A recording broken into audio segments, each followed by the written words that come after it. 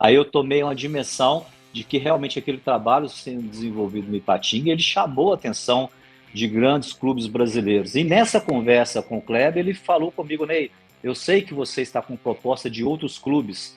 Eu segurei aquilo, eu não tinha proposta nenhuma, nem sabia disso, e fingi, né? E fingi que tinha, né? Mas porque eu vi ali uma possibilidade real mesmo.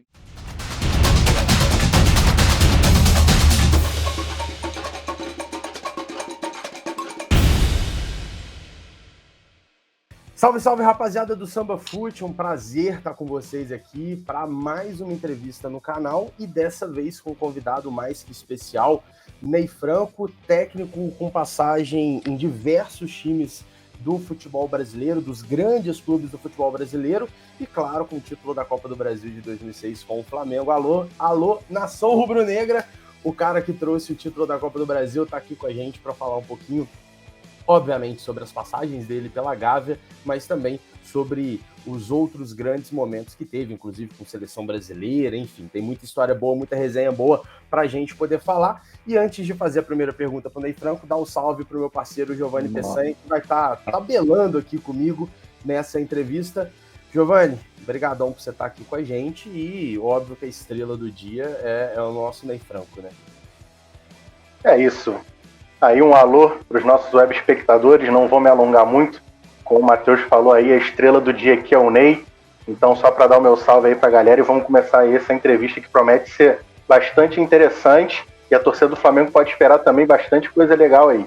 Ô Ney, queria começar perguntando para você, antes da gente iniciar com o Flamengo e tudo mais, como que tá a sua carreira hoje, que você tem, como que você tem se atualizado, o que você está projetando? Pensa em assumir algum clube ainda nesse ano? Como é que tá? Matheus, eu penso, né? Ano passado, em 2022, né? Por uma opção eu não trabalhei, né? E agora em 2023 estou trabalhando para voltar ao mercado, né? Para pegar algum clube no futebol brasileiro e reciclando, né? Eu acho que no futebol brasileiro uma das melhores maneiras de reciclar é ver jogos, né? Eu tenho ido em alguns estádios ver alguns jogos, né, em loco, né, assistido aí todas as rodadas, né, desde o início da temporada de campeonatos regionais, Copa do Brasil, Libertadores, Sul-Americano, o Campeonato Brasileiro agora que iniciou Série A e Série B, a Copa do Nordeste, que é uma competição também que pegou, né, que no início da temporada, né? Então, e reciclando também em alguns momentos, né? Tem os nossos grupos de treinadores trocando, né, informações, né? E atento ao que está acontecendo no mercado, né? O certo é que eu estou preparado aí para voltar a qualquer momento, né? De preferência dentro de um clube de Série A do futebol brasileiro, mas se aparecer oportunidade também em algum clube que dê para fazer um projeto legal em Série B, né? Lembrando que eu já tenho um acesso com o Curitiba em 2010, outro acesso com o Goiás em 2018, então é uma competição também importante hoje dentro do calendário brasileiro, que é uma Série B. Se tivesse a possibilidade de pegar algum clube também em condições de lutar, né, por título ou por acesso, que é importante também dentro dessa competição, estou preparando para isso. Show de bola. E Ney, assim, antes, né, seguindo nisso, o que a gente ouve muito, né, vocês, treinadores, até alguns jogadores hoje falam muito assim, projeto, né, estrutura, mas a gente sabe que o futebol brasileiro não dá muito tempo, né, para esses projetos, né, projetos surgem e caem com uma frequência muito grande. Quando você recebe uma proposta, quando algum dirigente liga para você, liga para o seu empresário, enfim, e faz essa negociação, o que você leva em conta, de fato, assim, o que você analisa de forma prática para aceitar um trabalho hoje no futebol brasileiro? Primeiramente, eu acho que o clube, né? A tradição do clube, né? O nome do clube, isso é muito importante. Logicamente, como eu falei anteriormente, né? Na Série A você tem mais opções de trabalho, né? Eu acho que qualquer clube hoje de Série A que te convida para um trabalho, né? Você tem que parar, né? E analisar, né? E dentro desta forma de ver o clube que te convida, né? Primeiramente ver a estrutura, né? Ver o elenco que esse clube já tem, ver a condição, geralmente quando um clube te convida, principalmente no meio de temporada, geralmente são clubes que estão passando por alguns problemas, né, técnicos ou problemas de resultado, saber o poderio que esse clube tem ainda para a contratação, né? A gente mudou agora o perfil da contratação no futebol brasileiro, né? Essa temporada ela está sendo uma temporada diferente das outras, porque as outras praticamente você tinha uma janela aberta, praticamente que a temporada inteira para contratações e mudar, né? Isso tem aspectos positivos e negativos, né? E agora não, agora a gente tem a questão da janela. Então, nesse estudo do clube, uma das conversas que você tem que ter é essa condição de que o clube ainda tem um potencial econômico para investimento, para um reforço da equipe para o término de uma temporada, né? Mas eu acho que a fala maior, o pensamento maior, está muito no nome do clube que te convida, né? No nome, na estrutura, na torcida, no apelo que esse clube tem na mídia também. É um pacote, né, de detalhes que em alguns momentos, né, te faz aceitar um convite, né, logo de primeira, e em alguns momentos você até declina, né, porque você pode perceber que é um clube que de repente vai ter muitas dificuldades na temporada, né? Mas eu acho que a maioria dos treinadores gosta do grande desafio, né? E acho que para o treinador, né, o ideal sempre é pegar uma equipe no início de temporada, né? Você como treinador ter o seu papel importante na formação de um elenco, elaborar uma boa pré-temporada, onde se trabalha primeiro os conceitos físicos e depois entra a parte técnica e tático, né? Esse é o ideal, esse é o melhor dos mundos. Mas quando isso não acontece, né, quando você recebe esse convite no meio da temporada, né, pesa tudo isso. O nome do clube, a estrutura, a capacidade de investimento, né, a força da torcida, o apelo da imprensa também, né? Isso são aspectos que faz você aceitar ou não um convite. Ney, dentro dessa questão que você falou nesse pacote, às vezes que o treinador analisa para poder aceitar o convite de um clube, eu senti falta ali da questão do elenco.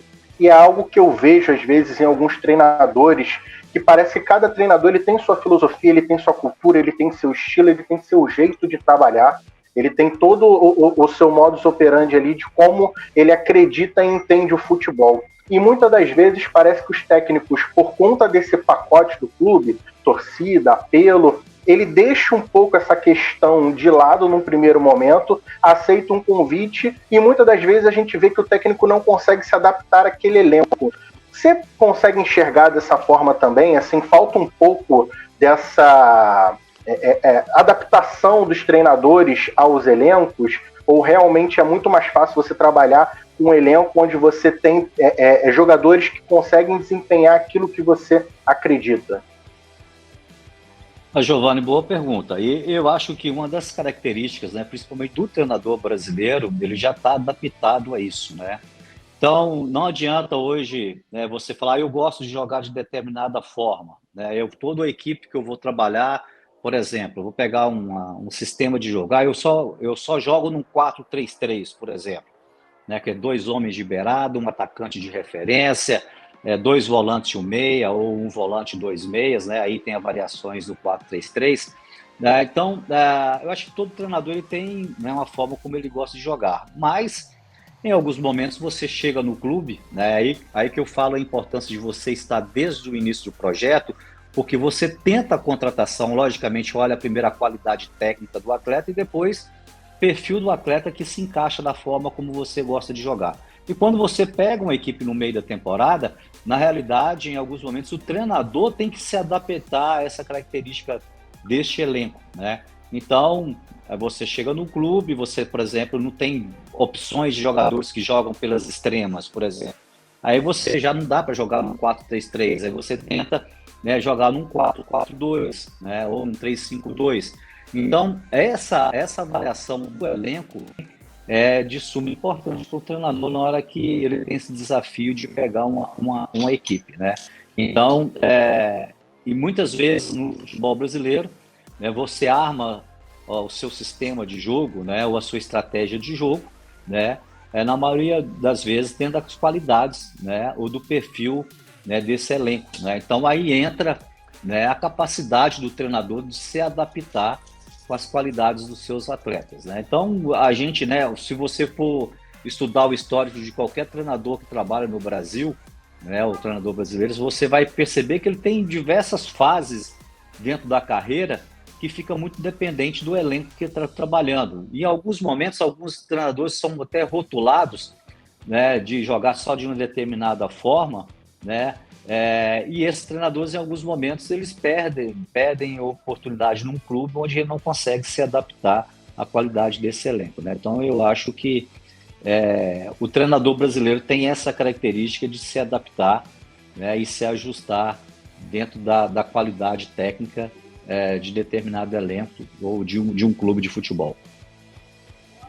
Ainda dentro dessa questão, então, você enxerga que o treinador brasileiro ele consegue se adaptar melhor a essa questão de talvez deixar um pouco a filosofia dele de lado para se adaptar àquilo que o elenco pode trazer de melhor dentro das características dos jogadores.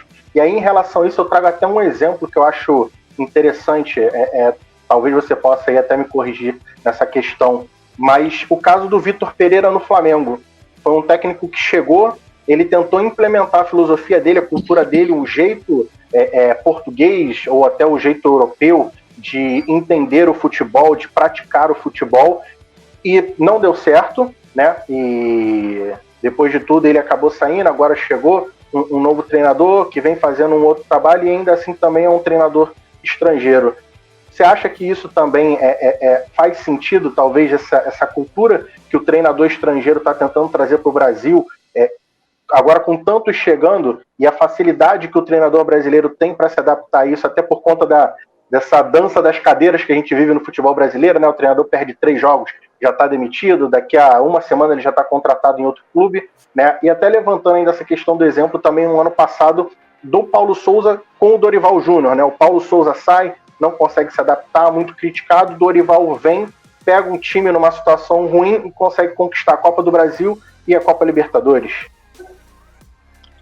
Giovanni, é o seguinte, eu não sei se essa característica, eu creio que não é só do treinador brasileiro, né? Eu dei um exemplo, porque a nossa cultura no futebol brasileiro é desta forma, né? A gente já sabe, por exemplo, você pega uma cultura da Inglaterra, lá já tem uma paciência maior do treinador, né? Lá o treinador, ele além de ser o treinador técnico, ele é o CEO da equipe, ele realmente é o que contrata.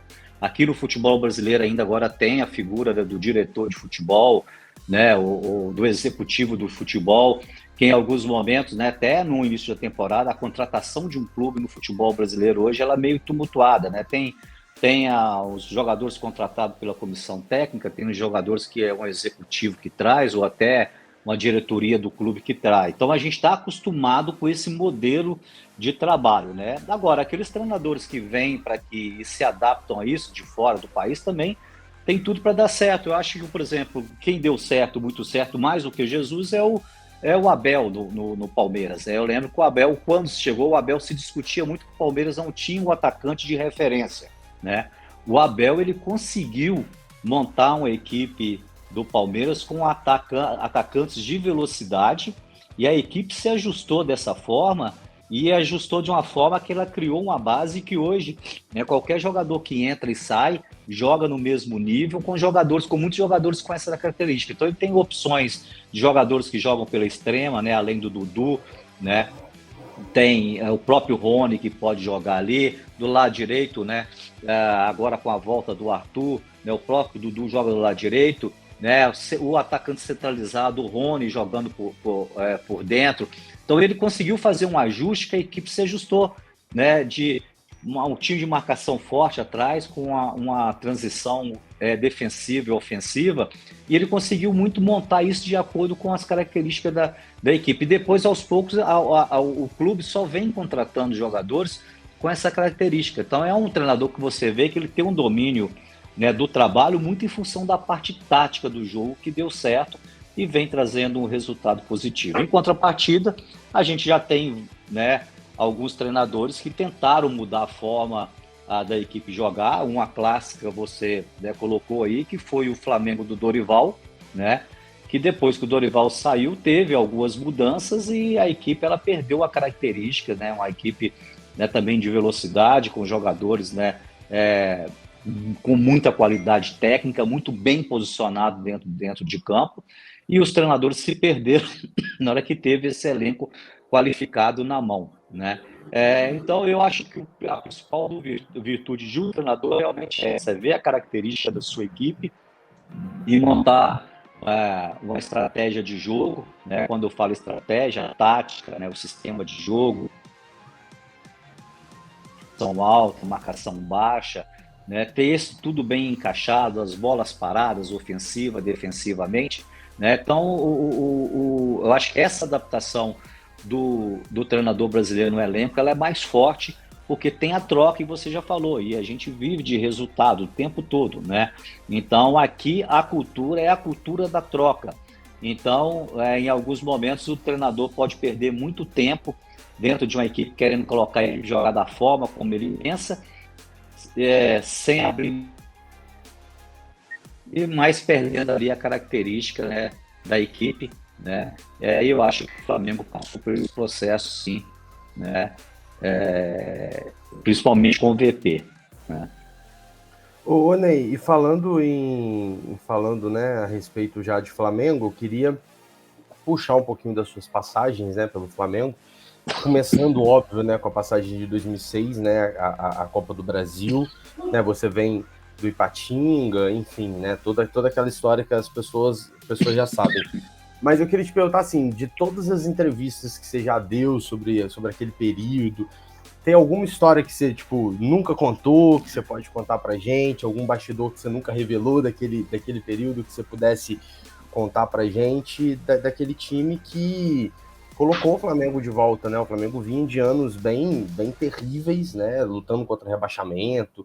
E aí o título da Copa do Brasil é o início daquela era que depois culmina nesse período, né? Dessa era de ouro que o Flamengo tem aí a partir de 2016, 2017, com conquistas de quase todos os títulos. Ali começou tudo, né? Se a gente pensar bem deste início, é um iniciozinho de uma reconstrução. Tem alguma coisa que você nunca falou daquela Copa do Brasil que você pode dividir com a gente?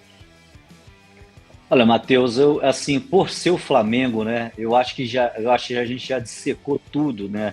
Sobre a minha passagem lá, né? Então, assim, principalmente a minha primeira passagem, que foi uma duração de 1 ano e 4 meses à frente do Flamengo, né? A primeira característica desse trabalho foi o bom trabalho sendo realizado no Ipatinga, que chamou a atenção do Flamengo, e o Flamengo, né, que é um clube, né, que tem como característica um clube sem preconceito nenhum, né, foi buscar na Série C, né, um treinador de equipe de Série C, por ter estudado que esse treinador estava fazendo um bom trabalho no Ipatinga há 1 ano e 6 meses, né, com 2 finais de campeonato estadual e uma campanha em Copa do Brasil que foi espetacular, de 2006, né? Dentro dessa campanha da Copa do Brasil, o Ipatinga eliminou o Santos, né? Eliminou o Botafogo em pleno Maracanã, eliminou o Náutico nos aflitos e pegou na semifinal o Flamengo, e foi um jogo assim, 2 jogos muito equilibrado. O primeiro jogo no Ipatingão de 1-1 e o segundo jogo no Maracanã, o Ipatinga sai na frente ganhando de 1-0 e o Flamengo vira no segundo tempo. Mas assim, se você for rever o jogo, esse é um jogo assim que eu sempre estou vendo, né? Foi um jogo que o Ipatinga poderia ter saído com a classificação naquela semifinal pelo volume de jogo que teve, né? Então tem essa história, né, de como eu fui contratado, de como o Kleber Leite chegou no meu nome, né? Depois de uma eliminação do Ipatinga em pleno no Maracanã, eu recebi a visita do Kleber Leite no vestiário do Ipatinga. A princípio, pensava que ele iria lá só por cumprimentar, né, assim, pelo confronto e pelo trabalho que está sendo desenvolvido. E ele me chama no canto e fala que ele iria trocar o treinador dele, né, e queria conversar comigo com essa possibilidade de eu vir trabalhar no Flamengo.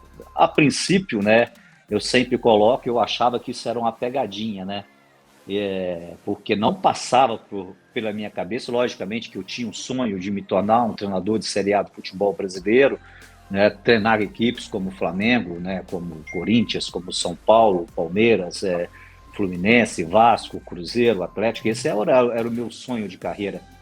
Mas quando isso chegou de forma oficial, no início eu achei que era uma pegadinha, né? Mas depois a gente vai entender, né, o que representa um trabalho bem feito dentro de uma agremiação, o que a gente tinha feito no Ipatinga, né? Aí eu tomei uma dimensão de que realmente aquele trabalho sendo desenvolvido no Ipatinga, ele chamou a atenção de grandes clubes brasileiros. E nessa conversa com o Kleber, ele falou comigo: Ney, eu sei que você está com proposta de outros clubes. Eu segurei aquilo, eu não tinha proposta nenhuma, nem sabia disso, e fingi, né? E fingi que tinha, né? Mas porque eu vi ali uma possibilidade real mesmo. Então, essa conversa foi já de quarta para quinta-feira, numa madrugada, no vestiário. E eu me lembro muito bem que o Flamengo teria um jogo no final de semana pelo Campeonato Brasileiro contra o Cruzeiro. E ele falou: independente do resultado, depois desse jogo a gente troca o treinador. Aí ele falou: meu nome é você, mas logicamente que eu tenho os meus pares, pessoas do Flamengo, né, que a gente vai reunir para isso, né? Eu só queria aí, né, o seu sim para falar do seu nome. E logicamente que eu saí do Maracanã, voltei para Ipatinga e passei um final de semana com muita ansiedade, né? E se confirmou. Na segunda-feira o Kleber me ligou, ele tinha combinado de me ligar por volta de meio-dia, 1h, que teria reunião na parte da manhã. Nesse horário ele me ligou falando que não teve a reunião, que me ligaria à noite. Aí a ansiedade aumentou ainda mais, falei: caramba. Aí à noite ele me ligou, cara, ele falou: pode preparar, vai te ligar aí o Isaías Tinoco, que é o supervisor do Flamengo, para tirar sua passagem. Ele vai pegar o nome da sua comissão técnica também. Na época eu levei o Robertinho, o treinador de goleiro, que depois ficou no Flamengo muito tempo, fez uma carreira no Flamengo, e depois foi para o Cruzeiro, hoje está em Portugal. Levei também o preparador físico Geraldinho, meu auxiliar técnico Moacir Pereira, né? E só sei que ele me ligou 6h30 da noite e falou: Ney, agora eu vou anunciar o seu nome, fica atento porque a imprensa do Brasil inteiro te liga. E foi isso que aconteceu, cara. A partir de 7h da noite, eu morava num apartamento em Ipatinga, meu telefone celular tocando, a minha esposa tocando, tinha um telefone fixo na casa. Naquela época existia o telefone fixo ainda, telefone tocando, meu irmão chegou lá no apartamento ajudando a atender. Bom, atendi muita imprensa, coisa que eu nunca estava acostumado assim, né? Terminamos com 1h da manhã, a Rede Globo batendo com a gravação dentro do meu apartamento lá em Ipatinga, aí que eu fui realmente entender a dimensão do que estava acontecendo. Saí no outro dia, na terça-feira pela manhã, a gente foi para Ipatinga e iniciamos um trabalho já com responsabilidade enorme. Já peguei a equipe numa final de Copa do Brasil contra o Vasco da Gama, né? E também uma responsabilidade enorme dentro de um campeonato brasileiro, que a equipe não estava bem posicionada dentro do campeonato brasileiro. Então foi assim um final de 2006 com muita pressão no trabalho. Felizmente teve uma parada, porque foi a época da Copa do Mundo de 2006.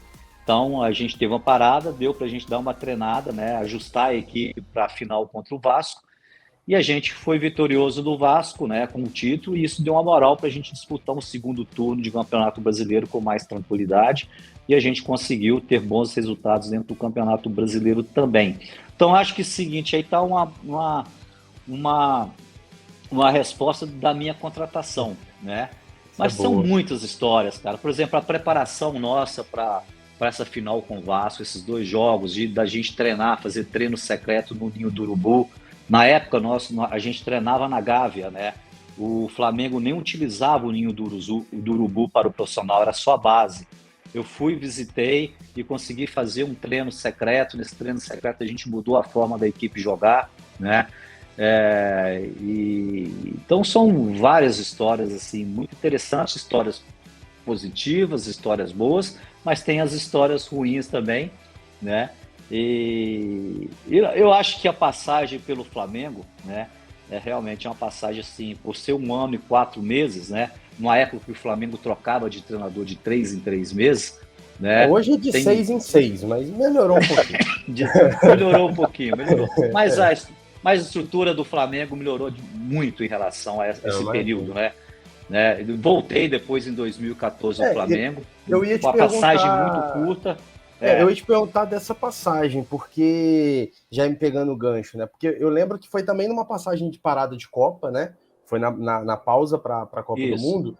E aí eu lembro que todo o noticiário colocava que você estava treinando a equipe de um jeito, e aí na volta do Campeonato Brasileiro você botou um esquema de 3 zagueiros, que tradicionalmente no Flamengo é uma coisa que a torcida já tem um pouco já não gosta muito da passagem de 3 zagueiros. Por que você fez essa mudança? Foi alguma coisa que você pontual mesmo, ou, enfim, você fez alguma avaliação que era necessário fazer aquilo? Porque ficou meio confuso para a torcida, né?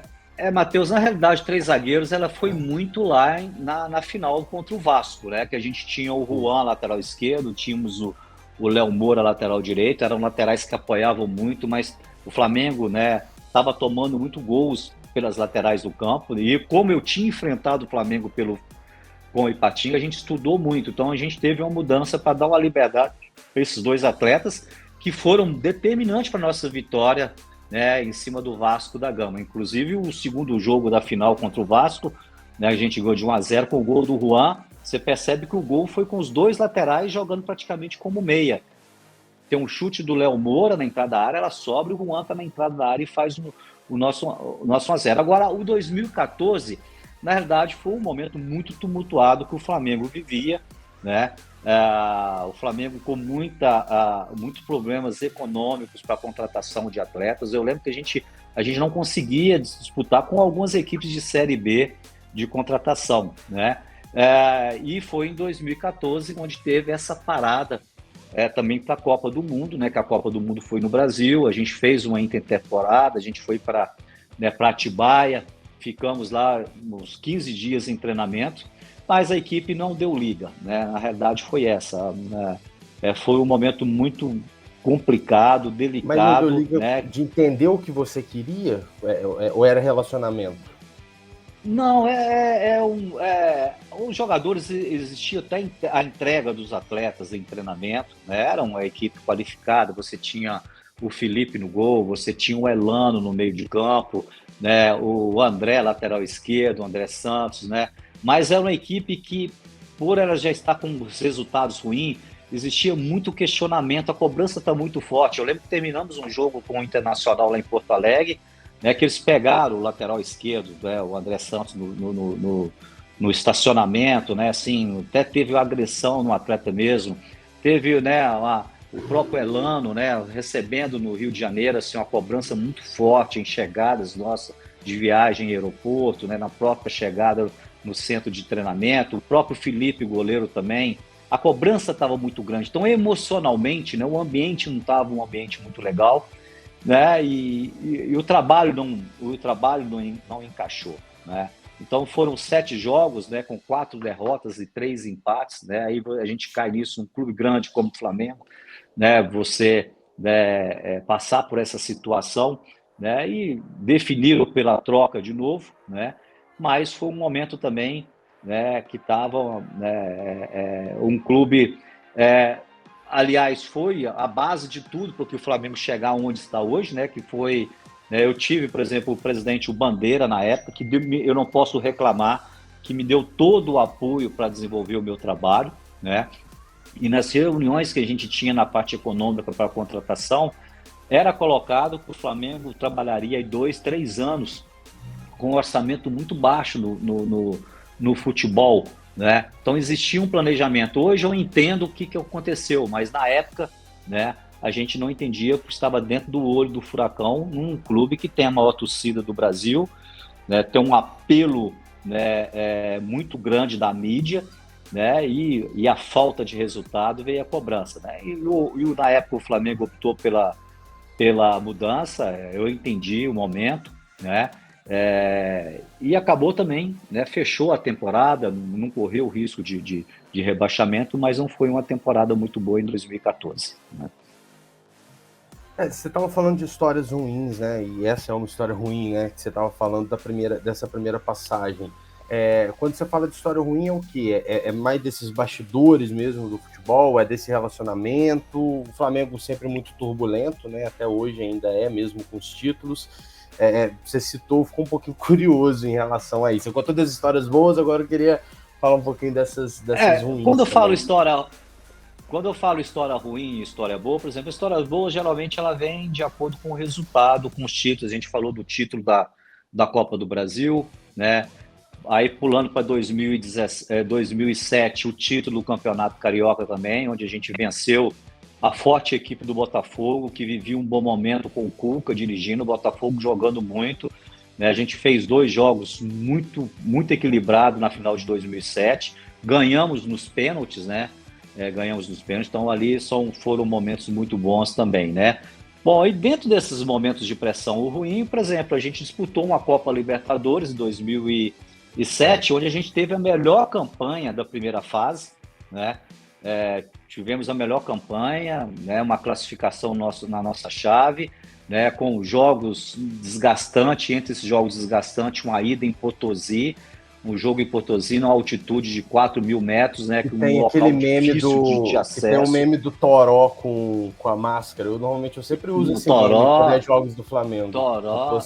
Toró, Renato Augusto com máscara. Eu me lembro que depois do jogo, né? A gente tinha o zagueiro Moisés, que dentro do vestiário, assim, a gente não sabia qual a ação os médicos tomavam, passando muito mal. Eu me lembro na época, né? Até o Eric Faria, que cobria, né? Que era da TV Globo, no final do jogo também no vestiário, passando muito mal. Então foi assim, uma viagem muito desgastante, a gente conseguiu passar por essa fase, o jogo ficou de 1-1, e a gente conseguiu passar por essa fase com a melhor campanha.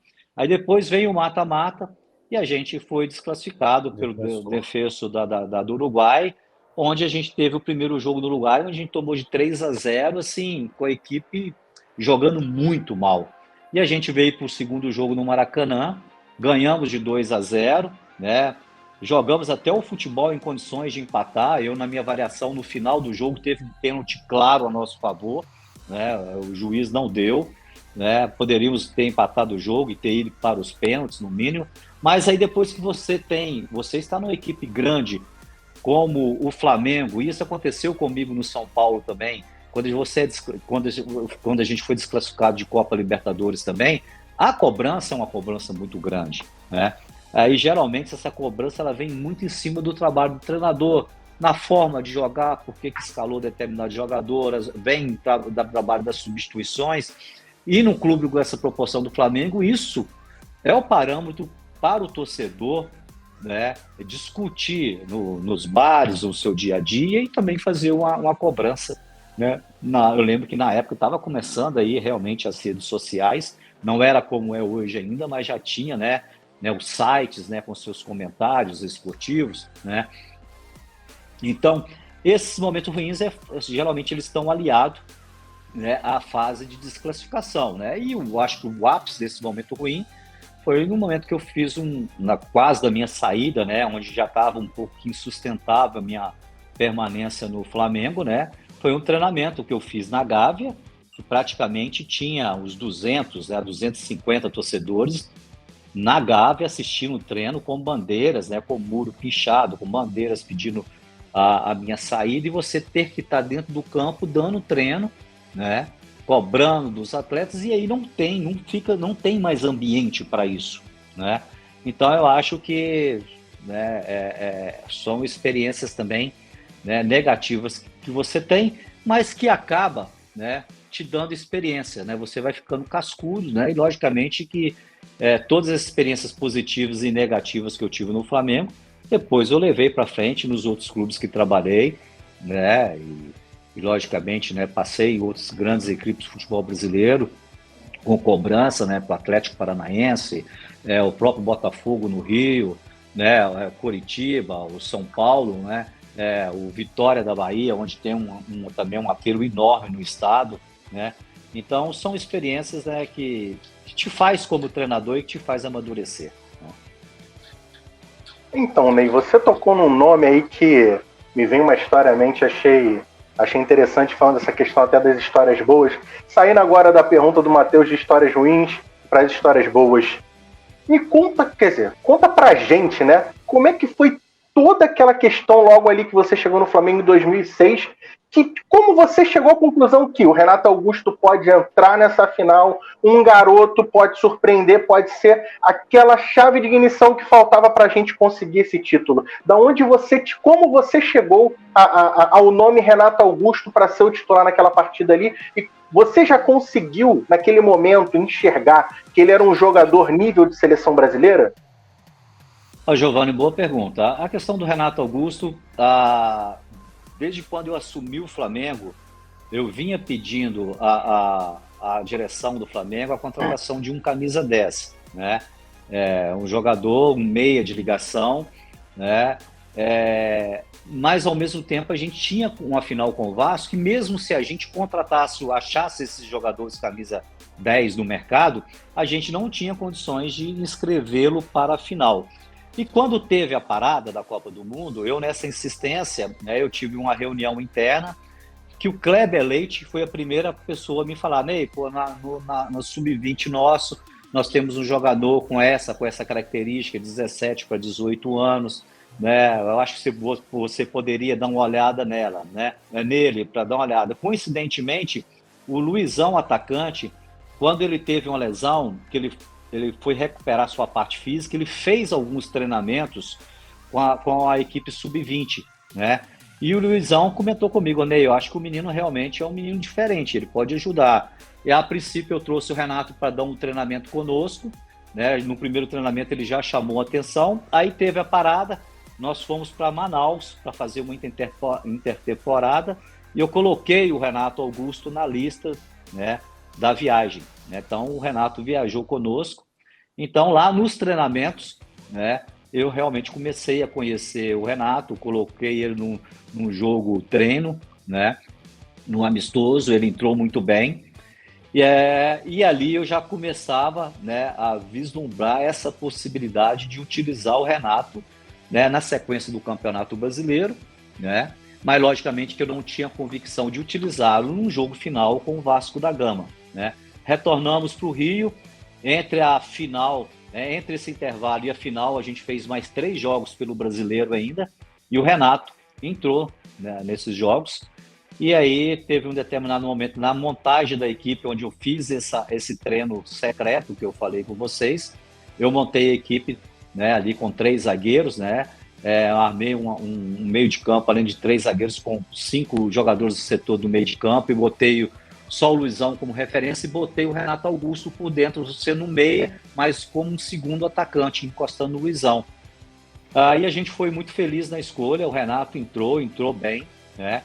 Como diz ele, ele viu toda a Copa do Brasil da arquibancada, porque ele era torcedor do Flamengo, e de repente, né, numa virada de chave ali, ele estava dentro de uma final, dentro do Maracanã lotado, e ali demonstrou, né, além da qualidade técnica, né, que ele tinha, a qualidade emocional, né, que faz a carreira, né, o que chama a atenção na carreira do Renato, né?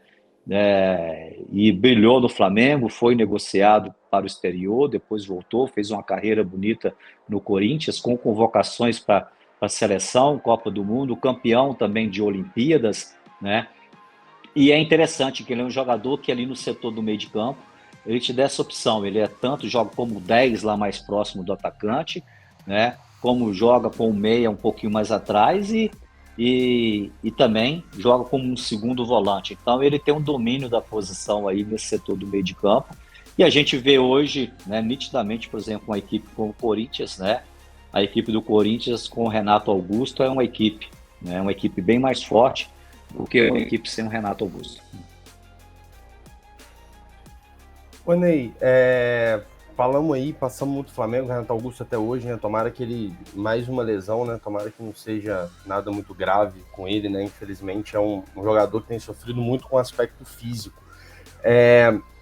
Para a gente encaminhar, já estamos com 40 minutos já de conversa, para a gente não extrapolar muito tempo que a gente tinha combinado. A gente falou isso em off, né? Antes da gente começar, queria puxar um pouco mais para o tempo presente, né? Sua carreira é gigante, então vamos marcar outras resenhas como essa. Para encaminhar para o final, como que você tem visto hoje o futebol brasileiro? Qual que é a sua análise que você tem feito agora, né, desse Brasileirão, dessa Copa do Brasil, né, Libertadores, enfim, como você tem visto o atual estágio do futebol brasileiro? Emendando, depois para o Giovanni fazer a última dele, como que você tem visto essa quantidade de problemas físicos que a gente tem visto, né? São muitos jogadores com problemas físicos, o Flamengo com muitos problemas físicos, São Paulo com muitos problemas físicos, Corinthians com muitos problemas físicos, o próprio Palmeiras também sofrendo, né? O Veiga teve lesão muscular, acho que o Zé Rafael também, se eu não me engano, teve lesão muscular. Enfim, como é que você tem visto o geral o futebol brasileiro e, claro, essa questão agora desses problemas físicos? Precisamos debater mais sobre essa questão, voltar a ter essa discussão sobre calendário, enfim, os nossos problemas estruturais aqui do futebol brasileiro? Eu acho o seguinte, eu acho que o campeonato da Série A do futebol brasileiro está com uma qualidade muito alta, muito boa. A gente tem visto isso aí nos últimos anos, né? Com esse poderio econômico que o Flamengo teve, né?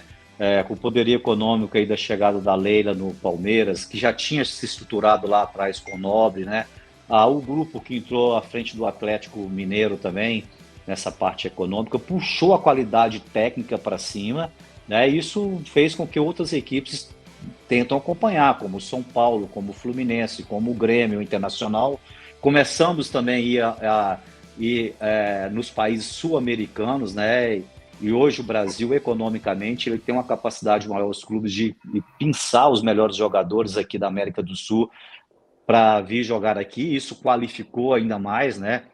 Então você vê hoje os estrangeiros jogando no Brasil, né? Como o Arrascaeta, né? Que estava no Cruzeiro, no Flamengo, né? O Cano no Fluminense, né? Só para citar dois exemplos assim, né? De jogadores que realmente vieram para o futebol brasileiro, né? E deram a qualificada ainda técnica maior ao nosso futebol. Então eu acho que o Campeonato Brasileiro da Série A está com uma qualidade técnica muito alta e está muito interessante. Agora, tanto Série A como Série B do futebol brasileiro, aí eu vou falar como treinador, vocês já viram vários treinadores reclamando isso, nós temos um problema grave de calendário no futebol brasileiro, entendeu? Principalmente as equipes que disputam 3 ou até 4 competições simultaneamente. Você, por exemplo, você pega uma equipe do Nordeste, ela começa a temporada disputando campeonato estadual, Copa do Nordeste, Copa do Brasil, né?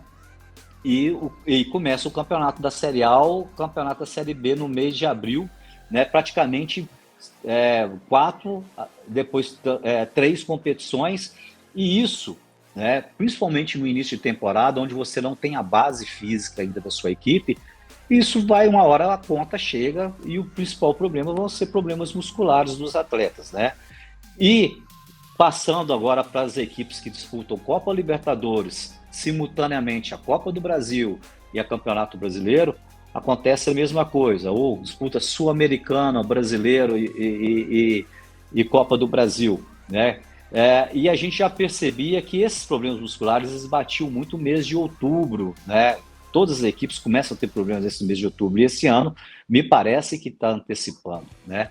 E essa perder jogadores por questões físicas, né, ou clínicas, acaba atingindo o que eu falei no início, que é a qualidade técnica, né? Você vê o Fluminense, por exemplo, ele perdeu o Marcelo e o lateral esquerdo, o Alexandre, que vinha muito bem, a equipe ela já perde uma força, né? Hoje o Flamengo, se ele perder uma Arrascaeta, né? Eu coloco o Arrascaeta, é o mesmo que eu falei do Renato Augusto, né, do Corinthians. O time do Flamengo com o Arrascaeta, ele é um, sem o Arrascaeta ele é outro. O time do Renato, o time do Corinthians com o Renato é um, é outro. O Atlético Mineiro com o Hulk é um, sem o Hulk é outro, né? Então essas peças, quando você perde, e perde por excesso de jogos, você acaba, né, pagando a conta, né? Então, em alguns momentos, né, o clube brasileiro ele faz um investimento muito alto em estrutura, né, no jogador, mas eu acho que não se faz a estrutura no Brasil realmente no calendário do futebol brasileiro, né? Como resolver isso? Eu acho que a gente tem um excesso de competições. Vamos colocar, por exemplo, tem a equipe disputa uma Copa Libertadores. ela sai da Libertadores, ela tem o potencial para vir jogar uma Copa Sul-Americana. Quer dizer, ninguém quer abrir mão das competições, né? E isso, né, a gente sabe que traz o dano, né? Então, você disputar um campeonato brasileiro, afunilou agora a Copa do Brasil, brasileiro, Copa do Brasil e Libertadores, para as equipes que estão ainda nessas 3 competições. Vai ter um momento que você vai, em alguma competição, você vai ter que abrir mão, você vai ter que segurar um pouco um jogador, 1 ou 3, 4 jogadores, e dependendo do jogador que você segura, ou que ele tem algum problema de lesão, cai a qualidade técnica da sua equipe. Então, eu acho que o Campeonato Brasileiro, ele evoluiu muito tecnicamente, né? Mas eu acho que ainda tem que ter um estudo assim, mais profundo sobre esse excesso, né, de jogos que a gente tem no futebol brasileiro, né? Que em alguns momentos limita aí a ação de um determinado atleta ou de um grupo de atletas na temporada inteira. Então, Ney, só puxar, então, aproveitando aí que o Matheus falou da forma geral do futebol brasileiro, puxar um gancho assim de algo que você falou no início aqui da nossa entrevista, né? Que você aproveitou esse início de 2023, depois de ter tirado um ano sabático aí, para assistir alguns jogos, foi aos estádios. Então, assim, tirando essas superpotências que se criaram agora no futebol brasileiro, Flamengo, Palmeiras, Atlético Mineiro, com grandes investimentos, grandes estrelas, teve algum time que você viu, que te interessou, que você achou um futebol atraente, uma coisa diferente? E ainda em cima disso, tem te encantado o futebol que o Botafogo tem praticado? Você acha que o Botafogo tem fôlego com o time que tem, com o treinador que tem, com a filosofia que está implementando dentro dos jogos para conquistar o Campeonato Brasileiro? Olha, os dois, eu ia citar 2 equipes, né? Essas 2 equipes é o Botafogo e o Fluminense, né? Então, acho que são 2 equipes, se comparar, né, a folha de pagamento que tem um Atlético Mineiro, que tem um Flamengo, né, um Atlético, o Palmeiras, né? O Palmeiras, então eu acho que essas 2 equipes são 2 equipes que você vê muito o trabalho de campo dos 2 treinadores, né? O Diniz, todos nós já conhecemos, né? Que tem uma forma de jogar diferente, né? Em alguns momentos, quando está no momento bom, realmente é um diferencial, né? Então é uma equipe que a gente sempre torce para que se dê bem nas competições, que é uma forma diferente de jogar, né, o futebol, uma equipe com posse de bola. Em alguns jogos, né, ou algumas competições dá certo, outras competições não dá certo. Por que não dá certo? Porque a gente está um clube que tem competições, né, que tem candidatos também no mesmo nível ou em condições melhores do que eles. E a outra equipe realmente tem chamado a atenção, principalmente dentro do Campeonato Brasileiro. Eu cito o Campeonato Brasileiro, né, porque o Botafogo no Campeonato Regional não foi bem, e por várias vezes, né, o treinador, né, esteve na corda bamba, ou cobrando, né, o que segurou mesmo foi, né, o presidente da SAF, lá, o Testa, o que segurou, né, e agora dentro do Campeonato Brasileiro montou uma forma de jogar, né, interessante, que todos os jogadores se adaptaram. Eu coloco a forma de jogar não é a mesma do Palmeiras, mas é uma forma de jogar que parece que todos os jogadores do elenco entenderam, né? Que você vai tirar um jogador, vai encaixar o outro, e aquilo ali se encaixou, né? Deu liga, que a gente fala, né? Então eu assemelho que o Botafogo é uma equipe que tem tudo realmente para fechar esse Campeonato Brasileiro lá em cima, fazer uma das melhores, ou realizar uma das melhores campanhas do Botafogo dos últimos anos dentro do Campeonato Brasileiro, com um clube que a gente sabe que nos últimos anos sempre disputou o Campeonato Brasileiro, né, no meio da tabela para baixo, né? Então eu acho que aí entra realmente, né, o trabalho do treinador, e principalmente contrataram atletas, né, que deu certo. Eu vejo uma equipe muito forte fisicamente, com atacantes rápidos, tem uma bola parada muito interessante, né? Então acho que são essas 2 equipes, assim, Fluminense e Botafogo, na Série A. E tem algumas equipes também, na minha avaliação, são decepções, né? Por exemplo, o Bahia, né? Uma equipe, né, que tem um grupo City por trás, que teve investimento, mas que não deu liga, né? O próprio Red Bull, né, que tem um patrocínio muito forte por trás também, é uma equipe também que não deu liga, né? Então, assim, eu acho que nesse aspecto positivo tem Fluminense e Botafogo, e nesse aspecto negativo a gente vê o Red Bull e o Bahia, que a gente esperava um pouco mais dentro da competição.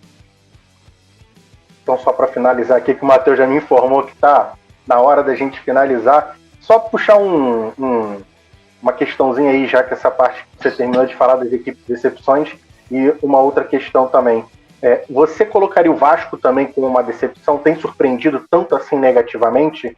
E isso seria uma questão de falta de paciência da torcida com o Barbieri, por ser um time que nos últimos 20 anos passou por 4 rebaixamentos, no último não conseguiu subir e descer de forma consecutiva, ficou 2 anos na Série B, um time que nesses últimos tempos só conquistou um grande título, que foi uma Copa do Brasil, assim. Então, é uma grande decepção, ou era até esperado dentro da questão de que todo mundo acredita que a SAF é um processo a longo prazo? E uma última perguntinha para finalizar foi que você também falou do Fernando Diniz, né? O Matheus acho que vai lembrar aí, recentemente nós fizemos uma entrevista com o Petkovic, e a gente perguntou para ele, porque o que se ouve fora, até dentro também do futebol, de algumas pessoas, que hoje o Fluminense é a grande sensação do futebol brasileiro, e o Pet foi taxativo em dizer que para ele o Fluminense não é sensação. Faz o básico, aproximação, toque de bola, ultrapassagem de velocidade, mas que ainda assim o Diniz tem muitos defeitos, e para ele conseguir chegar ao patamar de um treinador top, ele precisa corrigir esses defeitos. Você também enxerga assim, do treinador que hoje é um dos nomes cotados para assumir a seleção brasileira? Olha, primeiramente, em relação ao Vasco, vem muito, eu acho, em relação da frustração, né? Porque hoje me parece que a mensagem que é passada para o mercado, e principalmente para o torcedor, que é uma equipe que se transforma em SAF, que está resolvido todos os seus problemas, né? E na realidade a gente sabe que não é dessa forma. Por exemplo, a gente citou o Botafogo. O Botafogo foi muito mais feliz em termos de contratações acertadas do que o próprio Vasco da Gama, né?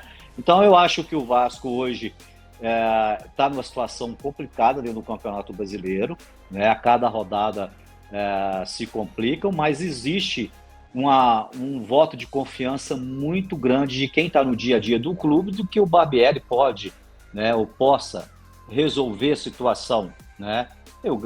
E a gente está falando de um treinador que já fez um trabalho, né, de excelência à frente do Bragantino Red Bull, né? Então a gente fica na expectativa de qualquer momento essa equipe se acerte, né, e vá para frente, mas cai naquilo que a gente falou, né? O resultado é um resultado de imediato, e a gente tem alguns momentos, né? O Botafogo teve muito próximo, né? A cobrança foi muito forte para a cobrança da troca de treinador, e não trocou, e a equipe se ajustou. Eu acho que o Vasco da Gama, acho que ele tem essa expectativa, né, desse modelo se encaixar no Vasco também, porque eles têm essa referência do Botafogo, né? Então eu acho que no dia a dia o Vasco tem profissionais ali que sabem avaliar o trabalho do treinador e acha que o treinador está fazendo um trabalho bom e quer dar essa oportunidade e acha que vai virar a chave. Tomara que vire também, porque eu acho que essa é uma grande demonstração que todos nós treinadores do futebol brasileiro gostaríamos, né? De ser bancado, de saber que você, em alguns momentos, você está muito próximo de uma mudança de postura da sua equipe e, de repente, essa mudança ela vem num momento que você estava muito próximo de conseguir isso, né? Em relação ao Diniz, como eu já falei anteriormente, eu acho que ele vem fazendo um trabalho com muita qualidade na frente do Fluminense, mas o Diniz, como qualquer outro treinador, a gente fica dependendo muito do resultado, né? Então eu acho que o Diniz já conseguiu quebrar uma chavinha esse ano, que é o título do Campeonato Carioca, né? E ele está dentro do Campeonato Brasileiro, ele está muito próximo ali do G4, né? E como eu falei anteriormente, mais um elenco que, se perder, né, 3, 4 peças, ele já tem um desequilíbrio, né? Como já não tem o Marcelo e não tem o lateral esquerdo, que vinha jogando barbaridade. Se você perde num jogo o Ganso por lesão ou porque tem que poupar, porque vai lesionar, né? Então ele pode, né, correr o risco né, da equipe ter uma queda no desempenho técnico, né? Mas avalio que o Diniz vem realizando um bom trabalho, né?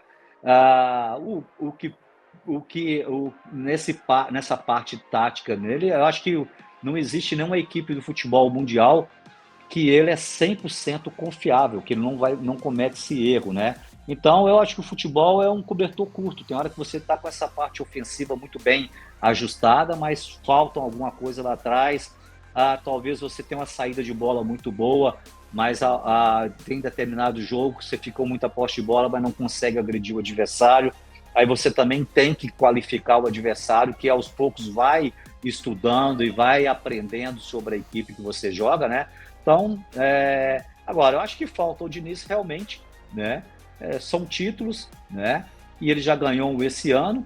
E quando se fala em treinador para a seleção brasileira, principalmente um trabalho desenvolvido no Fluminense, é um treinador que pode entrar sim numa lista de possível treinador para a seleção brasileira. Ney, muito obrigado. Eu acho que ficaríamos aqui numa resenha com muita coisa, muito papo. Você é muito bom de resenha, tem muita história para contar, muita vivência, né? É muito tempo de estrada, né? Como diz no mundo do futebol, o veaco da bola. Então, assim, daria para a gente poder trocar muito mais ideia aqui. Mas, obviamente, a gente vai conversar muito. Te agradecer demais por você ter tirado o tempo para falar aqui com a gente do Samba Fute. A gente é um projeto que está começando agora, então a gente quer trazer cada vez mais pessoas para falar, para a gente trocar essa ideia, ter essa resenha. Então é isso, te agradecer muito, também agradecer, né, a tudo também, né, a assessoria, por sempre estar sendo parceira mesmo da gente, sempre estar tendo esse canal aí de transparência, de estar colocando você e outros clientes dela também aqui com a gente. E é isso, desejar muita sorte para você, né, nesse segundo semestre, né, que você encontre um clube massa e que a gente possa voltar a trocar essa ideia, resenhar mais vezes daqui para frente. E agradecer também ao Giovanni por ter tabelado comigo nessa entrevista. Valeu, Matheus, valeu, Giovanni, eu agradeço o convite, né? Foi legal, o papo foi muito gostoso, né? Fluiu porque os entrevistadores também são bons, né? E espero ter contribuído aí com o programa e agradecer pelo espaço. Tá certo. Giovanni, obrigado, meu velho.